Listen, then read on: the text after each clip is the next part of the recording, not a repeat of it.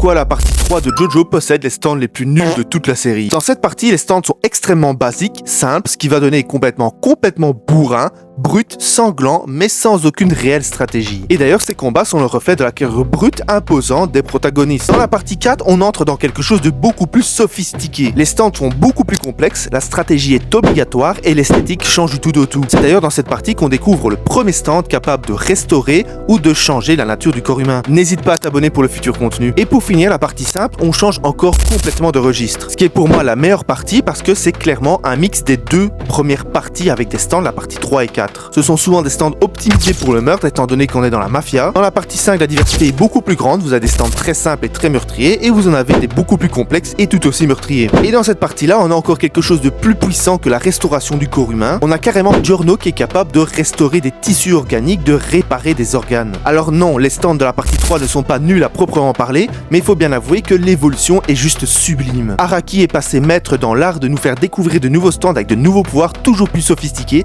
toujours plus complexes, mais qui nous attire toujours autant. N'hésite pas à me dire en commentaire la partie qui t'a le plus plu en termes de stand.